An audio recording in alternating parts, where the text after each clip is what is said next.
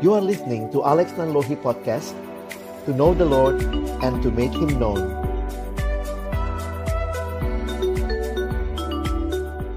Sungguh rindu, biarlah apa yang boleh kami sama-sama pelajari, menolong kami juga di dalam kami boleh menghayati iman kami kepada Tuhan di dalam berbagai pergumulan hidup. Kami menyadari bahwa kami sangat membutuhkan Tuhan, dan karena itulah kami berserah kepadamu juga untuk waktu malam hari ini. Kami menyerahkan waktu ke depan, Tuhan yang memimpin, baik hamba-Mu yang menyampaikan, setiap kami yang mendengar. Tuhan, tolonglah kami semua, agar juga dalam interaksi kami bukan hanya memahami firman-Mu, tetapi juga didorong untuk boleh melakukannya di dalam kehidupan kami. Terima kasih Tuhan, waktu ke depan kami persembahkan dalam tangan pengasihan-Mu. Dalam nama Tuhan Yesus Kristus, kami menyerahkan waktu ini. Amin. Ya, shalom teman-teman sekalian. Bersyukur buat malam hari ini, boleh kumpul lagi, boleh saling sharing dan belajar firman Tuhan. Saya coba siapin satu materi buat kita, dan nanti biar kita juga bisa ikut sama-sama. Saya udah coba tuliskan ayat-ayatnya begitu ya. Saya coba share screen sebentar. Oke. Nah, kita boleh share dulu kali ya. Sebelum kita lanjut, kita coba share dulu. Kalau ditanya ya, teman-teman melihat kembali hidupmu, perasaan apa yang tepat menggambarkan hidupmu saat ini? Mungkin ya jangan saat ini lah ya, minggu ini deh gitu ya. Apapun perasaan kita, kita tetap bisa bersyukur sama Tuhan ya. Kalau digali pasti apa yang teman-teman tulis ada cerita di baliknya ya. Cuma malam ini mungkin kita nggak dengar semua cerita. Jadi paling tidak kita bisa saling mendoakan lah ya. Paling nggak tahu, oh ya yang lain lagi punya pergumulan kayaknya dengan nomor yang dia pilih. Oke, nah saya mulai malam ini dengan sebuah kutipan yang juga sering mungkin sering disampaikan berkaitan dengan kekristenan ya. Dikatakan Christianity isn't a religion, it's a relationship with God through Jesus Christ. Mungkin kalau Kak Alex nambahin ya, Christianity is not only a religion. Tentu ada sifat keagamaan di dalam kekristenan, tetapi pada dasar yang terutama, kekristenan adalah relasi dengan Allah melalui Yesus Kristus.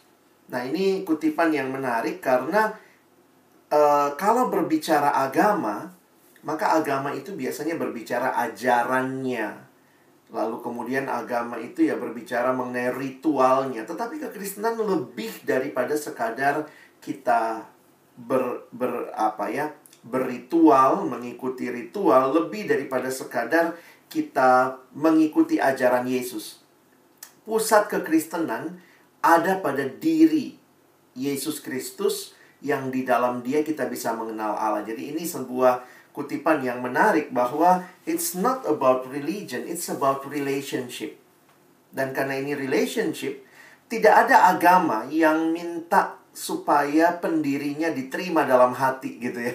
Terima Yesus sebagai Tuhan dan Juru Selamat. Semua agama bicara ikuti ajarannya. Ikuti ajarannya, ikuti ritualnya, kamu beragama, kamu akan dapat pahala. Kekristenan berbicara bukan itu semua. Yang pertama dan terutama adalah engkau dan saya menerima siapa Yesus di dalam hidup kita. Jadi pengenalan akan Tuhan ini sebuah pengenalan. It's a relationship. Knowing God itu bukan about knowledge only, tetapi a living experience, pengalaman dengan Tuhan. Dan itu harusnya menjadi bagian yang kita alami, bukan cuma kita ketahui. Kalau kita cuma tahu, tidak kita alami, saya pikir itu sebuah hal yang jauh sekali ya antara kekristenan yang sejati itu. It's not knowing about God, but knowing God. Nah, kalau dalam bahasa Inggris itu beda sekali. Mengenal Allah dan mengenal tentang Allah. Jadi, pengenalan akan Allah menjadi sebuah pengalaman. Nah, malam ini kita akan lihat dari satu Mazmur, Mazmur 145. Dan menarik sekali melihat Mazmur ini karena ini adalah Mazmurnya Daud. Dan di dalamnya Daud bukan hanya mengenal tentang Allah, tetapi dia mengenal Allah. Dan proses mengenal Allah itu ada relasi di dalamnya ya. Dan relasi itu kan membuat kita bertumbuh, membuat kita mengalami transformasi. Contohnya ya, kalau yang sudah menikah, mengenal pasangan kita ya, kita makin tahu yang dia suka, makin tahu yang dia nggak suka. Kita makin bisa ngerti bagaimana berelasi dengan dia, kita bagaimana bicara, bagaimana ngomong. Demikian juga semua kita waktu kita berelasi dengan orang lain, relasi itu membawa sebuah proses transformasi. Nah, kira-kira seperti itu.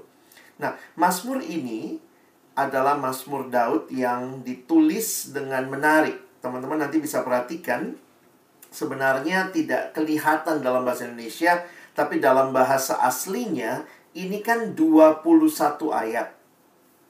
Mazmur 145 itu 21 ayat. Nah, huruf atau abjad dalam bahasa Ibrani itu 21. Jadi Hebrew alphabet itu 21. Lalu kemudian kalau kita perhatikan, setiap ayat ini dimulai dengan huruf yang ada dalam abjad Ibrani. Makanya ada 21 ayat. Jadi kalau bertemu dengan hal yang seperti ini di dalam bahasa aslinya, ini biasa disebut sebagai puisi akrostik. Puisi akrostik itu puisi yang disusun dari huruf depan dari abjad Ibrani. Karena ini dalam bahasa Ibrani, kitab Mazmur. Jadi kalau teman-teman perhatikan, di dalam kitab Mazmur ada beberapa puisi akrostik, ya. Dan ini salah satunya di Mazmur 145. Nah, kita akan membaca, saya sudah tuliskan ayat-ayatnya, saya akan bacakan buat kita. Puji-pujian dari Daud. Aku hendak mengagungkan Engkau, ya Allahku, ya Raja, dan aku hendak memuji namamu untuk seterusnya dan selamanya. Setiap hari aku hendak memuji Engkau, dan hendak memuliakan namamu untuk seterusnya dan selamanya. Besarlah Tuhan dan sangat terpuji, dan kebesarannya tidak terduga. Angkatan demi angkatan akan memegahkan pekerjaan-pekerjaanmu dan akan memberitakan keperkasaanmu. Semarak kemuliaanmu yang agung dan perbuatan-perbuatanmu yang ajaib akan kunyanyikan. Kekuatan perbuatan-perbuatanmu yang dahsyat akan diumumkan mereka, dan kebesaranmu hendak kuceritakan. Ayat 7, peringatan kepada besarnya kebajikanmu akan dimasyurkan mereka, dan tentang keadilanmu mereka akan bersorak-sorai. Tuhan itu pengasih dan penyayang, panjang sabar dan besar kasih setianya. Tuhan itu baik kepada semua orang, dan penuh rahmat terhadap segala yang dijadikannya. Segala yang kau jadikan itu akan bersyukur kepadamu, ya Tuhan, dan orang yang kau kasihi akan memuji Engkau. Mereka akan mengumumkan kemuliaan kerajaanmu, dan akan membicarakan keperkasaanmu, untuk memberitahukan keperkasaanmu kepada anak-anak manusia, dan kemuliaan semarak kerajaanmu. Kerajaanmu ialah kerajaan segala abad, dan pemerintahanmu tetap melalui segala keturunan. Tuhan setia, dan segala perkataannya dan penuh kasih dalam segala perkataannya, dan penuh kasih setia dalam segala perbuatannya. Tuhan itu penopang bagi semua orang yang jatuh, dan penegak bagi semua orang yang tertunduk. Mata sekalian orang menantikan Engkau, dan Engkau pun memberi mereka makanan pada waktunya. Ya, ayat 16. Sorry, belum keluar ya. Oke, sebentar. Saya laptopnya disconnect. Masih, Opi, masih putus-putus. Masih ya? Halo. Sebentar. Ini sinyal lagi jelek banget nih. Aku tadi mentau tuh. Gimana? Sudah jelas kah?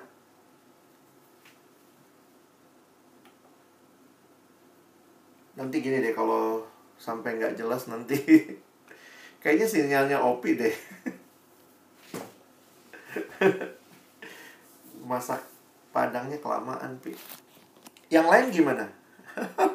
Yang lain gimana? Sempat putus tadi ya? Sekarang gimana? Udah? Oke deh. Iya. Sorry sebentar.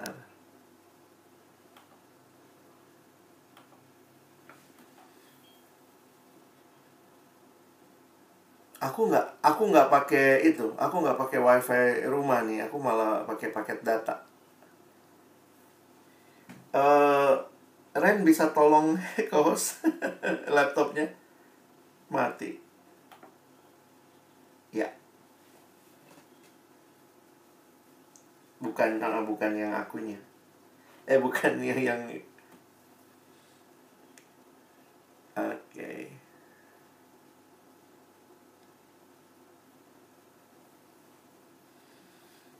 Ya, beginilah ya. Semoga tidak bikin emosi ya. Nanti semua moodnya jadi emosi. Kita lanjut ya. Sekarang ayat yang ke-16. Engkau yang membuka tanganmu dan yang berkenan mengenyangkan segala yang hidup. Tuhan itu adil dalam segala jalannya dan penuh kasih setia dalam segala perbuatannya. Tuhan dekat pada setiap orang yang berseru kepadanya, pada setiap orang yang berseru kepadanya dalam kesetiaan. 19. Ia melakukan kehendak orang-orang yang takut akan Dia, mendengarkan teriak mereka minta tolong dan menyelamatkan mereka. Tuhan menjaga semua orang yang mengasihinya, tetapi semua orang fasik akan dibinasakannya. Mulutku mengucapkan puji-pujian kepada Tuhan, dan biarlah segala makhluk memuji namanya yang kudus untuk seterusnya dan selamanya. Baik, jadi kalau teman-teman memperhatikan ayat-ayat ini, nah ini perlu kita pahami ya. Kalau kita belajar Mazmur, maka pastikan dulu ini Mazmur tentang apa. Memang di dalam Mazmur ada yang sangat kelihatan, ada yang juga kurang kelihatan. Tapi ini sangat jelas terlihat, ini Mazmur yang disebut Mazmur puji-pujian. Jadi ya, ini Mazmur pujian. Ada juga yang namanya Mazmur ratapan, ada yang namanya Mazmur pengajaran, ada yang namanya Mazmur doa. Nah, yang jenis ini adalah Mazmur pujian. Jadi berarti memang dikompos atau dibuat supaya ini menjadi pujian umat kepada Allah. Nah, ini sekali lagi Kak Alex kasih ininya ya, highlightnya. Mazmur ini 145 merupakan Mazmur terakhir dari Daud di dalam kitab Mazmur. Jadi kalau teman-teman perhatikan, tidak semua Mazmur ditulis sama Daud ya. Ada beberapa Mazmur itu tidak ditulis oleh Daud. Jadi kemudian penulis atau yang mengumpulkan kitab Mazmur, editornya memasukkan. Nah, yang menarik, dia memasukkan ini sebagai Mazmur Daud yang terakhir di dalam Mazmur 145. Dan jelas dinyatakan di bagian awal bahwa Mazmur ini adalah puji-pujian dan disusun dengan indah dalam bentuk puisi akrostik. Nah, memang kalau baca Mazmur ini ya mesti pakai hati gitu ya, bukan cuma pakai otak ya. Karena di dalamnya banyak ekspresi. Jadi Mazmur itu kaya sama ekspresi perasaan, imagery.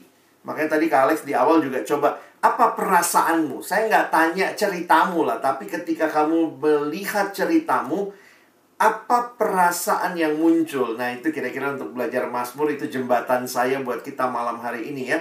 Kita mau melihat sebenarnya apa sih yang disampaikan Daud ini. Daud sedang menyampaikan pujian kepada Allah. Nah, memang di dalamnya kita bisa melihat dua bagian besar ya. Nanti kita akan coba lihat. Tetapi kalau kita membaca Mazmur, perhatikan Mazmur itu ada bagian pertama, ada bagian kedua. Jadi karena bentuknya puisi, maka ada baris pertama. Di setiap ayat itu ada baris pertama, ada baris kedua. Nah, di situ kadang-kadang kita perlu melihat bagian-bagian dari baris itu. Nah, contoh ya, kita lihat.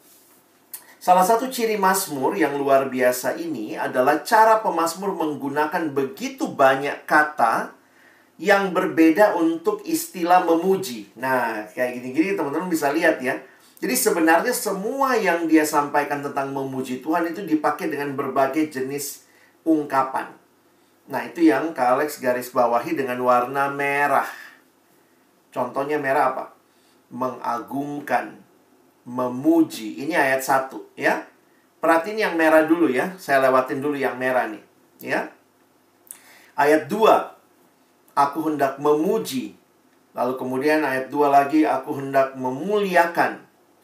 Lalu nanti ayat 4, memegahkan. Ayat 4 lagi di bawahnya, memberitakan. Nanti lihat lagi, lanjut lagi. Ayat 5, kunyanyikan. Ya, jadi itu semua bagian memuji. Lalu ayat 6, diumumkan. Lalu ayat 6 bagian terakhir, diceritakan. Lalu nanti saya nggak bikin semua ayat ya teman-teman. Maksudnya ini kayak tips aja kalau mau baca Mazmur, coba perhatikan ya. Kenapa kita perlu tahu ini Mazmur apa? Dari mana kita tahu itu Mazmur apa? Perhatikan kata-kata yang muncul. Dan ini kelihatan nih. Dia menggunakan berbagai istilah untuk menyampaikan pemazmur, mengajak untuk memuji Tuhan atau menyatakan pujian kepada Tuhan. Makanya ayat 7, dimasyurkan. Ayat 7 bagian akhir, bersorak-sorai. Nah, itu bisa terlihat. Nah, selain itu apa? Coba lihat lagi. Kita ulang lagi dari ayat 1 ya. Nah, di dalam ayat 1 ini, saya ingin mengajak kita memperhatikan beberapa istilah yang dia pakai menyebut Allah. Itu yang warna hijau. Aku hendak mengagungkan Engkau, ya Allahku. Lalu, ya Raja. Makanya ini menarik sekali. Dia biasa disebut sebagai Mazmur Kerajaan. Ya, karena ini salah satu Mazmur yang mengadres Allah sebagai Raja. Ya Allahku, ya Raja. Teman-teman, mungkin kita nggak punya penghayatan terlalu dalam tentang kerajaan ya, karena kita hidup di alam demokrasi. Tetapi di masa yang lalu, raja itu adalah gambaran pemimpin yang berkuasa penuh. Itulah raja. Kalau kita melihat, raja itu ya bahkan di dalam beberapa bagian itu boleh sewenang-wenang. Bukan cuma bisa, boleh gitu ya. Jadi dia bisa minta apa, ambil apa dari rakyatnya. Makanya punya raja yang buruk itu yang sengsara rakyatnya. Nah, perhatikan Allah digambarkan sebagai raja. Dan kemungkinan menurut beberapa penafsir, waktu Daud menulis ini, dia pun sudah jadi raja. Jadi bisa jadi ini Mazmur ketika dia menjadi raja. Jadi dia waktu mengatakan Allah raja, wow, di atas raja ada raja. Kira-kira seperti itu ya. Nah, penghayatan itu perlu kita pahami. Karena kita kan ngertinya raja itu kayak apa ya. Kalau kita kan presiden pun 10 tahun 2 periode mesti turun. Raja tuh nggak begitu. Raja itu cuma turun, diganti kalau meninggal, atau ada kerajaan lain yang menaklukkan atau terjadi kudeta. Jadi punya raja yang baik itu sungguh luar biasa ya. Nah, lihat caranya Daud mengekspresikan. Dia bilang kepada Allahku, ya Raja. Lalu perhatikan istilah lain muncul di dalam ayat yang kedua. Ayat yang ketiga. Dipakai istilah Tuhan. Nah, nanti teman-teman perhatikan ya. Tuhannya itu huruf besar semua. T-U-H-A-N. Nah, di dalam Alkitab, nanti lihat di kamus Alkitab, kalau teman-teman ada Alkitab cetak, di kamus Alkitab, di belakang diberitahu kepada kita kalau ada istilah Tuhan, itu adalah nama Allah Israel. Maksudnya apa? Nah, pada masa itu semua Allah punya nama. Misalnya Allahnya Babel, ada kan mereka politeis ya, Allahnya ada yang namanya Bel. Jadi dewanya disebut dewa Bel. Ada yang namanya juga dewa Marduk. Nah, itu nama dewa. Nah, namanya Allah Israel adalah Yahweh. Nah, Yahweh itu diterjemahkan di Alkitab Perjanjian Lama kita dengan menggunakan kata Tuhan besar semua. T-U-H-A-N. Makanya jangan heran kalau ketemu misalnya pernah baca Mazmur 8 misalnya. Saya kasih contoh ya, sebentar. Alex stop share screen dulu. Kita coba lihat Mazmur 8 ya. Nah, di Mazmur 8 ini ada kalimat yang menarik.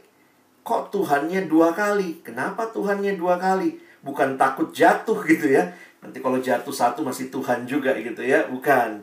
Di dalam Mazmur 8, coba teman-teman perhatikan yang ada di screen ya. Jadi lihat di Mazmur 8, Mazmur ini mengatakan, nah, kalian bisa besarin sendiri ya. Ya Tuhan, ya Tuhan, Tuhan kami. Jadi itu bukan 2 kali kata Tuhan redundant tanpa makna, tetapi ya Yahweh Tuhan kami. Nah, itu istilahnya muncul begitu. Nah, apakah artinya Tuhan? Tuhan itu adalah nama yang Allah perkenalkan kepada Abraham. Jadi, Abraham itu mengikat perjanjian. Jadi, nama Tuhan adalah nama perjanjian. Dan ini yang kemudian dikatakan ketika Musa ya. Dikatakan Musa, waktu Musa tanya, Tuhan kalau mereka tanya, siapa namamu? Tuhan katakan, aku adalah aku, Yahweh gitu ya. Bahwa dia yang kekal, dia yang awal dan yang akhir ya. Nah, jadi istilah Tuhan itu selalu mengingatkan orang Yahudi akan perjanjian kekal yang Allah buat dengan bapak-bapak leluhur mereka. Jadi sekali lagi kata Tuhan bukan sekadar istilah seperti kita kenal Tuhan biasa, tetapi nama yang menyebut pribadi Allah yang mengikat perjanjian dengan umat Israel. Nah, makanya kayak Mazmur 8, coba lihat di ayat terakhirnya juga dia pakai istilah itu ya. Ini Mazmur kan di awal sama di akhir sama nih. Ya Tuhan, Tuhan kami. Ya. Ya Tuhan, Tuhan kami. Ya Yahweh, Tuhan kami. Ditutup juga dengan ya Tuhan, Tuhan kami. Ya Yahweh, Tuhan kami. Betapa mulianya namamu di seluruh bumi. Nah, jadi kita bisa menghayati seperti itu. Makanya di dalam bahasa Alkitab macam-macam tuh. Mereka kadang menggunakan Allah, ya, Tuhan Allah kami, Yahweh Allah kami, atau dia pakai Tuhan, Tuhan kami. Itu 2 istilah yang sebenarnya sama. Dalam arti mau menyebut tentang Yahweh. Nah, 2 nama itu muncul. Apa yang kuning-kuning itu? Ya, yang kuning-kuning itu bukan sate padangnya Opi gitu ya. Tapi yang kuning-kuning ini waktu saya memperhatikan, ini adalah reason atau reasons ya. Apa sih yang dipuji? Apa sih yang mereka pujikan atau muliakan? Nama Tuhan itu muncul di ayat 1 misalnya ya. Nanti teman-teman lihat kebesaran Tuhan di dalam ayat 3 misalnya. Lalu perhatikan ayat 4. Pekerjaan-pekerjaan Tuhan mau dimegahkan. Apalagi keperkasaan Tuhan ayat 4. Nah, ini jadi kalau kalian mau belajar Mazmur bisa begini ya. Ambil pulpen warna, coret-coret gitu.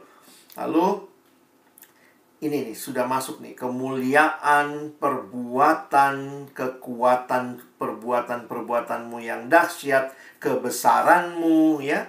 Dan nanti yang saya cuman kasih contoh sampai ayat 7 ya. Peringatan kepada besarnya kebajikanmu akan dimasyurkan, dan tentang keadilanmu. Jadi, Siapa Tuhan? Tuhan itu bukan cuma sebuah konsep, tapi seorang pribadi yang nyata buat Daud. Dia adalah raja. Nah, itu yang sangat kelihatan. Nah, ada satu warna lagi. Nah, warna yang biru, kalau teman-teman perhatikan, ini adalah sebuah semacam time, waktu yang diberikan. Jadi kalau ditanya, sampai kapan memuji Tuhan? Untuk seterusnya dan selamanya. Lalu kemudian ayat 2, setiap hari. Lalu kemudian untuk seterusnya dan selamanya. Lalu ayat 4, angkatan demi angkatan. Nah, nanti kita akan gali itu ya. Angkatan demi angkatan saya akan jelaskan lebih jauh. Jadi, hanya itu sih muncul sampai ayat 4 ya. Nanti teman-teman bisa cari lagi di bawah kalau ada. Tapi sampai di ayat 7, Kak Alex cuma lihat itu muncul di... sebenarnya paling lengkap nih di ayat 2 ya. 2 dan 4 ya. Ada setiap hari, ada untuk seterusnya dan selamanya, dan juga ada angkatan demi angkatan. Apa maksudnya nanti kita coba perhatikan sama-sama. Nah, jadi menarik untuk memperhatikan Mazmur ini. Dengan membacanya, kita bisa mendapat berbagai konsep. Siapa Tuhan yang harus dipuji? Apa alasan mengapa kita harus memuji Tuhan? Lalu kemudian yang tadi ya, siapa dia Tuhan yang harus dipuji? Dia menyatakan dirinya. Lalu alasan kita memuji Tuhan, dan kita bisa katakan sampai kapan kita memuji Tuhan. Nah, ini kelihatan jelas dari ayat-ayatnya.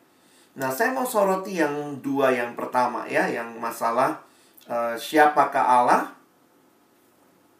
Siapakah Allah dan seperti apa karakternya? Ya. Siapakah Allah dan seperti apa karakternya? Nah, ini yang Kak Alex coba bagi 2 secara khusus di Mazmur ini. Teman-teman kalau lihat di Alkitab cetak, sebenarnya cukup jelas terlihat.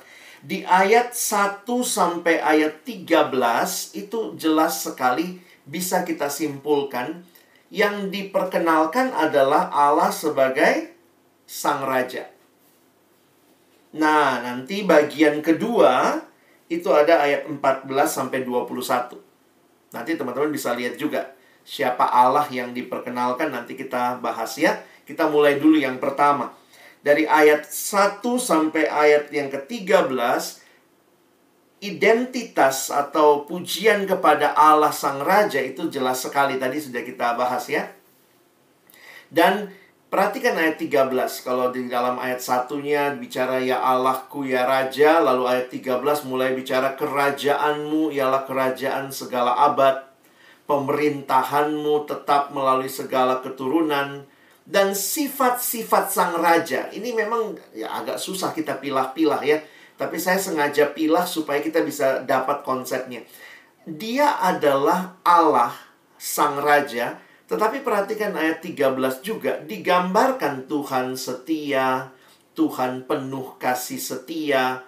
Nah, ini semua menunjukkan kepada yang tadi Kak Alex bilang ya. Teman-teman kalau tahu raja pada masa itu, raja itu banyak yang jahat gitulah. Nah, begitu punya raja yang baik kayak begini, ini luar biasa. Raja yang benar-benar hadir, yang setia dalam segala perkataannya. Ya, dari dulu juga banyak orang yang cuma ngomong ya di awal masuk memerintah. Mungkin janji-janjinya apa, tapi begitu udah dijalani, wah udah langsung lupa sama janji-janji yang diberikan. Nah, jadi itu jadi menarik untuk kita perhatikan ya tentang Allah sebagai Allah Sang Raja. Oke, berikutnya. Mulai lagi nih laptop. Laptop saya pakai internet rumah, makanya hilang gemilang. Oke, sudah ada lagi. Maaf Kak Iren. Bisa tolong? Yoi.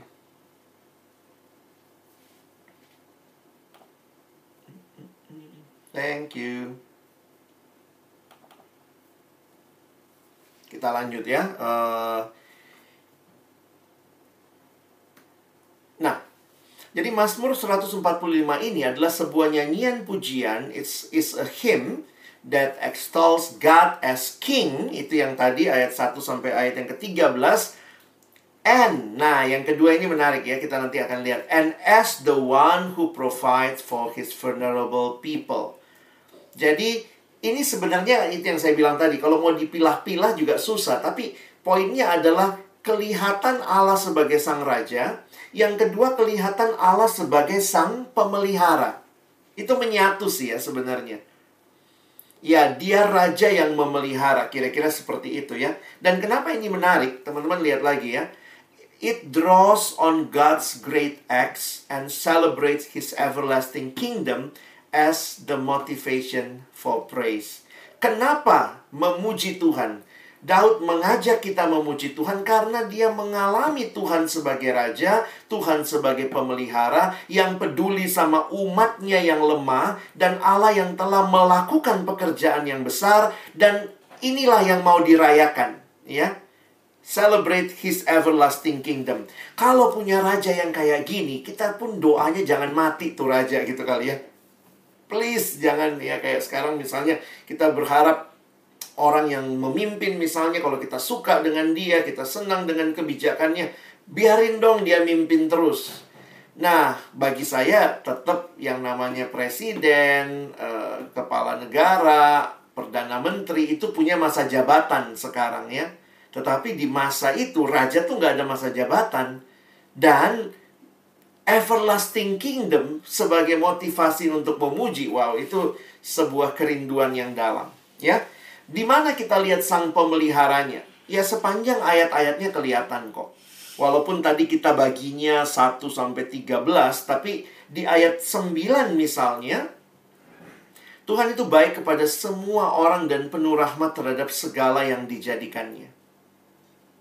Ya, ini penuh rahmat terhadap segala yang dijadikannya. Lalu kita lihat nih, apa yang Tuhan berikan. Ayat 14. Tuhan itu penopang bagi semua yang jatuh, penegak bagi semua yang tertunduk. Pemeliharaan Tuhan tidak melulu bicara sekadar makanan. Tetapi pemeliharaan Tuhan yang menopang, menguatkan, menegakkan, itu dialami. Atau paling tidak Daud melihat dan mengalami sehingga dia mengatakan kalimat ini. Mata sekalian orang menantikan engkau, dan engkau pun memberi mereka makanan pada waktunya. Jadi ini juga pemeliharaan ya. Makanan, minuman, kekuatan ya untuk bisa tegak, ditopang. Ini yang kita bisa lihat. Dilanjutkan di ayat 16. Engkau yang membuka tanganmu dan yang berkenan mengenyangkan segala yang hidup. Nah, ini semua istilah-istilah yang menarik. Karena Tuhan itu kan roh. Allah adalah roh. Tetapi bahasa yang biasa digunakan oleh Mazmur, karena ini banyak figuratif, jadi banyak imagery, dia menggambarkan Tuhan seperti orang atau raja yang membuka tangan. Padahal kan Allah nggak punya tangan gitu ya sebagai roh. Tapi ini gambarannya. Tanganmu dan yang berkenan mengenyangkan yang hidup. Tuhan itu adil dalam segala jalannya, penuh kasih setia. Tuhan dekat pada setiap orang yang berseru kepadanya. Bagi saya sekali lagi ini sebuah hal yang luar biasa. Raja itu banyak yang lihat dia, tapi syukur-syukur dia lihat kita. Tapi raja yang kita miliki, raja yang Daud sembah, raja yang dekat kepada setiap orang yang berseru kepadanya. Lalu dikatakan ia melakukan kehendak orang-orang yang takut akan dia, mendengarkan teriak mereka minta tolong, menyelamatkan mereka. Ini semua respon-respon yang sangat personal. Tuhan menjaga semua orang yang mengasihinya, tetapi semua orang fasik dibinasakannya. Jadi kalau teman-teman kita lihat ya, kalau kita boleh simpulkan, pujian Daud kepada Allah. Siapakah Allah? Sang Raja dan Sang Pemelihara. Atas kebesaran dan kebaikan Allah yang dinyatakan di dalam alam dan berbagai situasi umat manusia. Khususnya umat Allah. Jadi bukan hanya buat dunia ini, lebih khusus lagi buat kita. Tidak heran di ayat terakhir, kalian bisa perhatikan. Maka Daud berkata, mulutku mengucapkan puji-pujian kepada Tuhan, dan biarlah segala makhluk memuji namanya yang kudus. Sampai kapan? Untuk seterusnya dan selamanya. Mengapa bisa berharap seterusnya dan selamanya ya? Karena Tuhan adalah Allah yang kekal. Dia Raja yang tidak pernah akan berganti. Dipimpin oleh Raja yang begitu care, begitu peduli, begitu mendengar, begitu dekat dengan orang-orang. Ini menjadi alasan yang cukup bagi kita untuk tetap menyatakan pujian kepada Allah. Nah, bagian terakhir yang tadi Kak Alex bilang ya, sampai kapan memberitakan semua ini? Tadi kita dibilang ada kata setiap hari, terus ada lagi dari seterusnya dan selamanya. Tetapi ada hal yang menarik di dalam ayat yang ke-145, ayat yang keempat. Angkatan demi angkatan. Nah, saya memasukkan ini tadi Kak Alex garis bawahi dengan warna biru, karena saya melihat ini sebagai keterangan waktu, dalam arti harus dilanjutkan. Angkatan demi angkatan akan memegahkan pekerjaan-pekerjaanmu dan akan memberitakan keperkasaanmu. Harus dipastikan gitu ya. One generation shall command your works to another and shall declare your mighty acts. Jadi ada sebuah tanggung jawab yang nampaknya muncul dalam Mazmur ini, bahwa bukan hanya angkatannya Daud yang mendengar, tetapi ini harus didengar terus, begitu ya kira-kira. Nah, saya pikir sebagai anak-anak yang melayani ya, kita sebagai kakak-kakak yang melayani di persekutuan teruna, biarlah bukan cuma kita yang mengalami kasih setia Tuhan, tapi pastikan generasi adik-adik kita, anak-anak kita, mereka mendengar tentang kasih setia Tuhan. Karena Mazmur ini tidak hanya berhenti. Kadang-kadang istilahnya terlalu klise ya. Untuk seterusnya dan selamanya. Tapi kemudian what is our responsibility? Apa tanggung jawab kita? Memastikan itu didengar selamanya. Paling tidak tanggung jawabnya kita sampaikan kepada angkatan di bawah kita. Nanti anak-anak kita sampaikan lagi kepada angkatan di bawahnya. Syukur-syukur kalau kita masih hidup ketemu cucu ya, ketemu cicit gitu ya. Tetapi paling tidak angkatan sebelumnya memastikan angkatan berikutnya bisa dan tahu tentang Allah dan kebesarannya.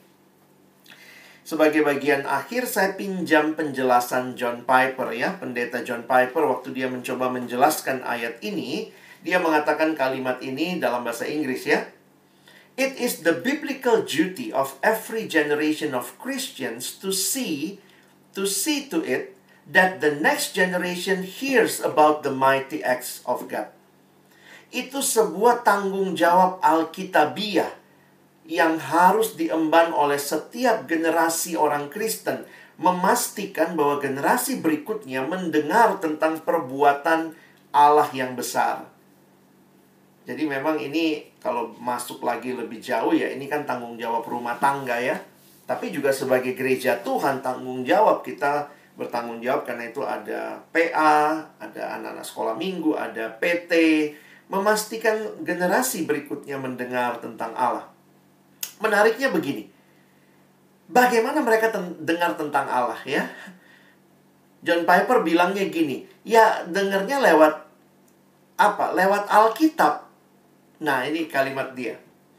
God does not drop a new Bible from heaven on every generation. Bukan setiap generasi dikasih Alkitab baru. Enggak. Alkitabnya tuh yang lama. Jadi bukannya kemudian ini ada serah terima, ada anak-anak peralihan dari PA ke PT. Oh, di Tuhan kasih lagi Alkitab baru. No. Karena itu, kalau Alkitabnya tetap sama, generasinya terus berubah, berarti apa kerinduan Allah? Nah, John Piper menyimpulkan, God intends that the older generation will teach the newer generation to read and think and trust and obey and rejoice. Ya, jadi kalau kita bikin BGA kayak begini ya, supaya kita bisa ngerti firman. Kenapa? Kita tanggung jawab kita loh untuk ngasih tahu ke generasi yang di bawah kita. Apa yang dikasih tahu ya Alkitab, firman Tuhan, itu yang harus diteruskan. Bukan hanya mereka akan baca, tapi mereka akan berpikir mendalam, mereka percaya, mereka taat, dan mereka akan bersuka cita. Nah, ini beberapa kalimat-kalimat kesimpulannya ya. It is true that God draws near personally to every new generation of believer. But He does so through the biblical truth that they learn from the preceding generation. Benar, Tuhan tuh mengasihi semua generasi. Di generasi ini pun Tuhan sanggup mendekati mereka secara pribadi. Tetapi melalui apa mereka dekat dengan Tuhan? Melalui apa yang kita ajarkan sama mereka. Kalau mereka nggak pernah kita ajarkan tentang Tuhan, yang diberitakan bukan tentang Tuhan, apa yang mereka dengar gitu ya. Kalau mereka tidak makin cinta firman Tuhan, makanya itu jadi tanggung jawab kita. Ya, sebagai kesimpulan terakhir dia berkata, one generation shall praise your works and to another and declare your mighty acts. What we want from the next generation is not just heads full of right facts about the works of God. Apa yang kita rindu dari generasi berikutnya bukan hanya kepala yang penuh informasi tentang pekerjaan Allah. Ya bagus sih ya, saya sangat senang kita bikin cerdas cermat Alkitab, tapi itu bukan segala-galanya gitu ya. Saya senang kita bikin banyak acara gitu ya untuk orang bisa ngerti firman, tetapi itu bukan segala-galanya, itu harus menjadi kehidupan. We once had full of right facts. Jadi bukannya buang fakta-fakta, tetap kita merindukan generasi yang tahu banyak fakta Alkitab. Tetapi, dia tambahkan, we want heads full of right facts and hearts that burns with the fire of love for the God of those facts. Jadi bukan hanya fakta-faktanya. BGA begini kan nambah pengetahuan, kita tahu banyak. Bikin cerdas cermat Alkitab, anak-anak jadi tahu banyak. Tapi dia harus tahu dan harus punya hati yang mencintai Tuhan yang dia ketahui itu. Hearts that will sell everything to follow Jesus into the hardest places of the world. Hati yang bahkan rela menjual segala sesuatu demi mengikuti Yesus, bahkan kalau harus pergi ke tempat yang paling sulit di dalam dunia ini. Jadi, kerinduan kita adalah hidup yang mengalami Allah, experiencing God. Bersyukur dalam perjanjian baru, Allah yang kita kenal di perjanjian lama ini, Tuhan YTUHAN itu telah datang menjadi manusia, Immanuel, namanya Yesus. Dia bersama dengan kita, dia raja hidup kita. Makanya memuji Allah sebagai raja dan menyerukan kerajaan yang mulia. Seluruh bumi memuji Tuhan yang menyediakan yang dibutuhkan ciptaannya. Apa yang paling kita butuhkan? Tuhan paling tahu. Kita butuh keselamatan. Karena itu kalau kita orang Kristen memakai Mazmur ini, biarlah kita sampai ke Yesus ya. Jangan cuma lihat Tuhan, TUHAN, tapi Tuhan itu telah menjadi manusia. Orang Kristen silahkan menggunakan Mazmur ini, tapi dengan kesadaran bahwa Yesuslah Mesias, Sang Raja yang diurapi, yang telah melakukan perbuatan besar di masa lampau, yaitu dengan kematian dan kebangkitannya. Dan karena itulah Yesus telah mendirikan kerajaannya di tengah kita, dan kita semua sedang menantikan kembalinya Sang Raja yang akan memerintah atas seluruh ciptaan.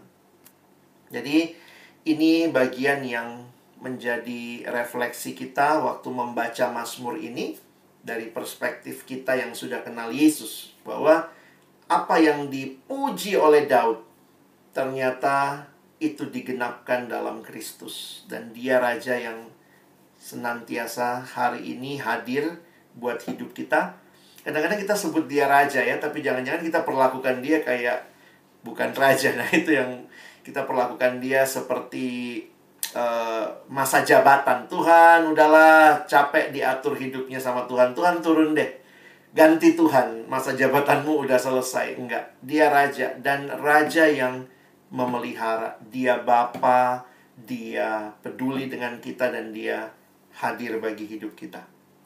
Jadi kiranya kita punya alasan yang cukup ya. Selalu kita punya alasan yang cukup untuk memuji Allah. Teman-teman dan saya tidak memuji Allah hanya karena situasi yang baik. Kadang-kadang dalam situasi kayak gini, gimana ya memuji Tuhan ya?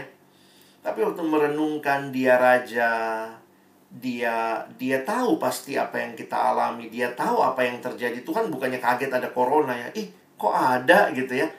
Tapi dia hadir, dia memelihara. Bukan berarti kalau dia hadir tidak ada masalah. Tetapi ketika dia hadir, maka masalah yang paling sulit kita bisa lalui dan lewati karena kita bersama dengan Tuhan. Dan itu jadi iman kita ya, untuk terus bisa bersyukur, bisa memuji Tuhan. Bisa memuji Tuhan bukan berarti kita kayak tutup mata terhadap penderitaannya. Nggak ada corona, nggak ada corona. Kita jangan jadi orang gila juga ya. Corona ada. Ngeri. Banyak yang meninggal, banyak. Sangat menyedihkan, sangat menyedihkan. Bikin capek, ya bikin capek. Bikin stres, ya bikin stres. Bikin depresi, beberapa orang udah depresi di rumah mulu. Bikin depresi, yes bikin depresi. Tetapi Tuhanku ada dan dia lebih besar dari semua pergumulan ini. Jadi memang kita tidak dilatih untuk menutup mata terhadap pergumulan. Orang Kristen buka mata lihat pergumulan. Tapi buka matamu lebih lebar lagi untuk melihat Yesus yang hadir dalam segenap pergumulanmu. Kiranya ini boleh jadi perenungan buat kita. Dan silakan kalau ada yang mau menyampaikan pertanyaan kah, atau ada refleksi kah, silakan ya, sebelum nanti kita bisa bersyukur bersama-sama dalam doa. Silakan.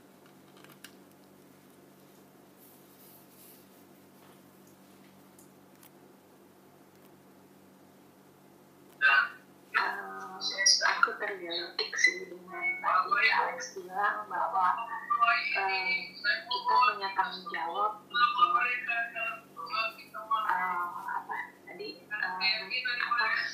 memberikan kepada generasi di bawah kita. Ya emang kita sebagai ibu, sebagai orang tua, punya PR yang besar ya, mendidik anak-anak kita. Dan itu memang sebaiknya sedari dini, sedari kecil. Makanya kalau saya mungkin saya juga sama James, mungkin didikan kita sama dulu. Kalau nggak sekolah minggu dimarahin gitu sama orang tua. Mungkin pada saat kita kecil itu harusnya orang tua gue harus gini-gini. Tapi ternyata pada saat kita sekarang sudah dewasa, sudah menjadi orang tua, itu buahnya gitu, buahnya orang tua marah-marah gitu kan. Ternyata ya berdampak baik buat kita saat ini sebagai kita jadi orang tua gitu. Oleh karena itu saat ini saya juga menanamkan ke anak-anak ya, mereka sudah tahu jamnya sekolah minggu, misalnya hari minggu jam 10. Mereka sudah dengan, ya walaupun kadang saya ingetin, tapi kadang tanpa saya ingetin, mereka tahu jam 10 mereka sudah harus mandi, sudah harus makan untuk mereka mengikuti sekolah minggu. Begitu juga dengan tugas-tugas sekolah minggu. Saya sih bersyukur di dalam masa pandemi ini ya pelekat PA kita juga tidak mati gitu ya, dalam arti tapi banyak kegiatan sehingga anak-anak ini termotivasi gitu, walaupun maksudnya kayak menyanyi mungkin nggak maksimal mereka bisa nyanyi, tapi saya dengan effort marah-marah, saya pengen mereka berpartisipasi dan belajar memuji Tuhan gitu, walaupun mungkin nggak maksimal, suaranya nggak bagus-bagus amat gitu, tapi saya pengen gitu mereka ya lu pokoknya memuji Tuhan dari kecil gitu. Ya saya bersyukur sih kalau misalnya nanti anak-anak saya bisa main piano, main gitar gitu ya. Cuman ya sekarang apa yang ada, apa yang bantu anak-anak saya untuk bisa melayani Tuhan, ya itu saya berusaha terapkan. Itu aja sih Kak Alex. Thank you, Le. Ini sebuah tindakan nyata dari generasi ke generasi. Silakan kalau ada lagi mungkin. Silakan Steph. Tadi yang untuk yang apa ya, saya masih bingung antara penamaan yang Tuhan dengan Allah. Kita kan harus memahami kan siapa itu Allah untuk ngajarin anak-anak kita atau gimana, persiapan lah. Saya tuh masih bingung misalkan kalau sebutan kita kan Allahnya Allah Tritunggal ya kan. Iya. Kalau kita sebutan dengan Tuhan Bapa, Tuhan Anak atau Tuhan Roh Kudus, itu sebutan itu bisa juga tuh nggak bisa ya, harus pakai Allah Bapa, Allah Anak dan Allah Roh Kudus. Itu aja sih kan. Iya. Oke, Kak. Kasih. Thank you. Nah, memang ini terminologi ya. Terminologi itu di dalam teologi juga banyak perdebatan. Dalam arti misalnya lebih tepat mana sebutnya? Allah Bapa, Allah Anak, Allah Roh Kudus. Nah, bahkan ada yang bilang jangan pakai begitu deh. Nanti orang berpikirnya 3 Allah. Allah Bapa, Allah Anak, Allah Roh Kudus. Makanya kalau gereja Katolik kan dia nggak sebut satu-satu ya, tapi dia cuma bilang Allah Bapa, Putra, dan Roh Kudus. Jadi setiap individu itu atau setiap pribadi Allah itu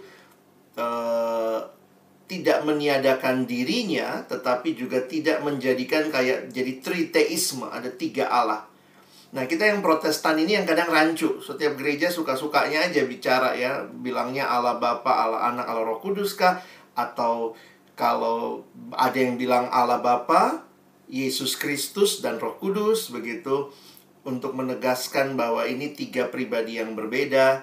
Nah, tapi memang kalau bicara istilah, tidak lazim dipakai istilah Tuhan Bapa, Tuhan. Kenapa?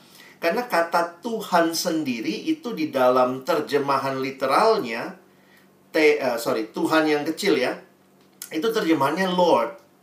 Lord itu artinya Tuan. Nah, jadi memang biasanya itu ditaruhnya di belakangnya gitu. Misalnya Yahweh Tuhan kami. Ya, jadi bukan di depan. Kalau ditaruh di depan itu lebih lazim dipakai God-nya, Elohimnya. Kalau Lord, karena kalau lihat terjemahan NIV bahasa Inggris misalnya, Tuhan itu diterjemahkan jadi LORD kan, Lord huruf besar semua. Nah, tetapi Lord huruf besar semua itu juga ada lagi Lord yang kecil. Nah, Lord yang kecil ini biasanya di belakang, bukan di depan. Jadi memang kalau mau terminologinya tidak membingungkan, ya. Tapi gini ya, jangan terlalu takut dengan anak-anak nanti mereka gimana. Poin saya selama mereka ada dalam kehidupan keluarga yang beriman, pemahaman mereka tentang Allah Tritunggal itu pelan-pelan akan bertumbuh. Supaya akhirnya dia sadar nih, Allah kita tuh bukan 3, 1.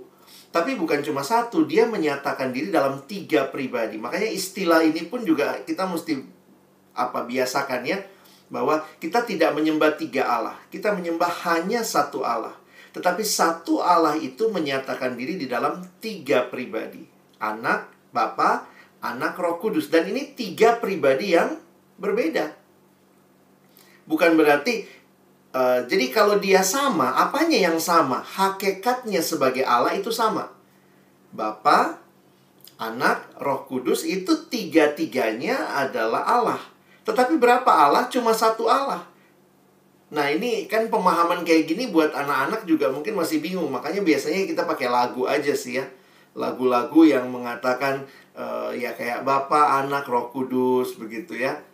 Nah, nanti seiring dia bertumbuh, ikut katekisasi, nanti dia makin memahami. Tapi tetap ya, namanya kita manusia terbatas, tidak akan sanggup memahami seluruh realita Allah Tritunggal. Karena itu adalah misteri kekal. Tapi ada penjelasannya ya, bisa dijelaskan, tetapi tidak bisa dijelaskan dengan komprehensif. Karena kalau ada penjelasan yang sangat komprehensif menjelaskan Allah, maka penjelasan itu yang jadi Allah gitu ya. Nah, itu kira-kira sederhananya seperti itu sih, Steph. Masalah kelaziman. Terima kasih, Kak. Sama-sama. Iya. Mungkin yang lain ada? Ya, Li, silakan, Li. Jauh. Iren. Oh, Iren. Iya, sorry. John, Kak. Akunnya Kak Iren. Oh, John. Ya, John, Kak. Silakan. Kameranya. Nggak. Siapa tahu penyusup ya, Pen. Jelas, kalau sekarang mesti jelas tuh. Penyusup nggak? Tidak gitu. Nggak, berarti kayak Pancasila ini gak tau sih filsafat atau gimana, tapi tuh kalau kayak Pancasila kita kan ketuhanan yang Maha Esa, berarti itu sebenarnya benar-benar aja kan, tidak sebenarnya tuh kayak keesaannya Tuhan dengan apa sih, kayak beda kepribadian yang disembah oleh agama masing-masing, tapi ya Tuhannya tetap esa gitu kan juga ya Pak. Kalau secara penyebutan oke. Nah, memang ini masalah ini lagi ya, masalah apologetik nanti ya. Apologetik itu kan bagaimana memberi pertanggungjawaban iman kita kepada orang yang bertanya. Pertanyaan yang sering ditanya begini, sama nggak Tuhannya Kristen sama Tuhan agama lain? Nah, itu harusnya beda ya. Nah, jawabannya makanya di dalam jawaban umum kita harus jawab iya dan tidak. Karena kita harus jawab iya dalam arti begini, bahwa memang ada Allah yang esa itu, kita pun mengakui dia Allah yang esa. Tetapi bedanya karena kita memahami Allah yang esa itu yang menyatakan diri di dalam anaknya Yesus Kristus, di dalam Yesus. Nah, kalau dia hanya percaya kepada Allah yang esa, tetapi tidak sampai kepada Allah yang 3 pribadi, berarti enggak dong. Yang sama itu kalau sama-sama, jadi Allah yang diyakini Kristen adalah Allah yang esa, yang menyatakan diri dalam 3 pribadi. Nah, agama lain itu bicara Allah yang esa saja. Makanya kalau ditanya, sama nggak? Ya, tapi tidak gitu ya. Nah, gimana penjelasannya? Ya, mungkin kalau kita lihat misalnya ya, agama yang lain. Kadang banyak orang merasa dipimpin oleh raja itu jadi sewenang-wenang ya. Dan itu kayak terbukti nih. Kayak si raja izinkan COVID, si raja kayaknya mengambil orang-orang yang kita sayang, si raja seenaknya aja. Tapi kayak kita diingatkan lagi bahwa sang raja ini beda sama raja-raja dunia. Dia raja yang berkuasa, tapi dia raja yang juga dekat sama orang-orang yang dia kasihi, yang mencari dia. Dan itulah kita. Kita itu disebut anak-anaknya.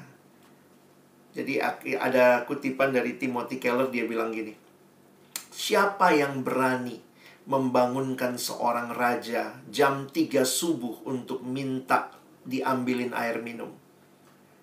Yang bisa atau yang berani melakukan itu cuma anaknya sang raja, gitu ya. Maksudnya dia mau mengingatkan ya, memang betul Tuhan itu raja. Dia sangat tinggi bertakhta di sana, tapi kita anak-anaknya. Ya, kita bisa minta sama dia karena dia adalah Bapa yang tahu dan peduli kehidupan kita. Kiranya kita tidak merasa istilah raja itu menekan. Kadang-kadang kan masa-masa ini banyak orang yang meninggal, kayak Tuhan kok seenaknya, sewenang-wenang, tapi dia raja yang mengasihi dan hadir buat kita. Mari kita berdoa. Tuhan, terima kasih. Situasi yang sulit tidak membuat kami menjadi jauh dari Tuhan, tetapi makin melihat Engkau. Walaupun kami belum mengerti sepenuhnya mengapa semua ini Tuhan izinkan terjadi, tapi satu hal yang pasti, Engkau Raja kami, pemelihara hidup kami, dekat dengan kami, peduli dengan setiap kami. Sehingga tidak ada satupun keluh kesah, pergumulan kami yang Tuhan tidak tahu, Tuhan tutup mata, dan Tuhan tidak peduli. Tetapi Engkau Allah yang selalu dekat, siap turun tangan. Walaupun kadang-kadang kami merasa yang Kau lakukan tidak seperti yang kami mau, tetapi biarlah kami menyadari semua itu ada dalam otoritas dan kehendak-Mu yang maha sempurna. Kami sekali lagi bersyukur melewati waktu-waktu ini, kami terus diingatkan tentang siapa Allah kami. Allah yang harus kami puji dan kami muliakan, karena sungguh Engkau nyata dalam langkah-langkah hidup kami. Secara khusus juga berdoa untuk kami sebagai pelayan-pelayan di persekutuan teruna ataupun di bagian yang Tuhan percayakan untuk kami pelayanan, untuk memastikan setiap generasi mendengar firman-Mu. Anak-anak kami di rumah, adik-adik PT kami, biarlah mereka benar-benar dididik di dalam kebenaran firman-Mu, supaya terus firman diberitakan dan akhirnya setiap generasi mengenal Tuhan. Bersyukur buat setiap kami yang ada dalam ruang Zoom ini. Berkati setiap kami.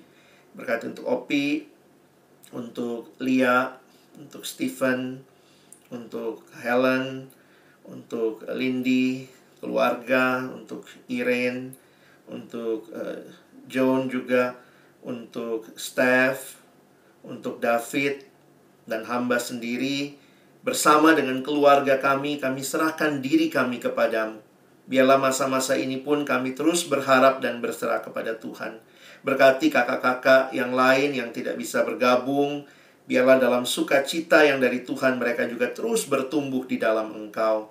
Terima kasih buat Karen yang Tuhan berikan kelulusan hari ini. Kami sungguh bersyukur dan percaya bahwa masa depannya ada di dalam tangan Tuhan.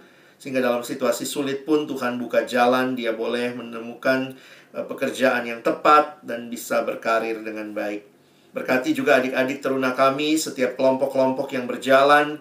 Biarlah relasi-relasi personal membuat kami juga bisa mengasihi mereka, mendidik mereka, membangun mereka di dalam Tuhan.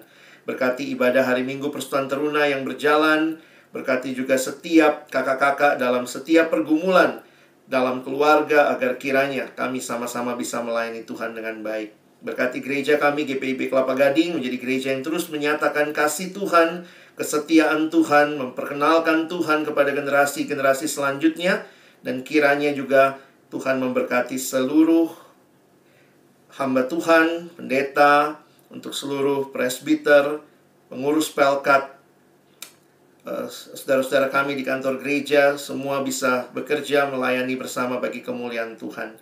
Sekali lagi kami bersyukur buat malam ini. Kami akan melanjutkan istirahat kami. Biarlah Tuhan berikan istirahat yang baik, yang cukup untuk kami juga bisa hidup dan melayani Tuhan di esok hari. Sekali lagi kami bersyukur seluruh diri kami, keluarga kami, anak-anak kami, kesehatan, pertumbuhan mereka kami serahkan dalam nama Tuhan Yesus Kristus. Kami sudah berdoa, kami bersyukur. Amin. Terima kasih. Terima kasih Kak Alex. Sama-sama.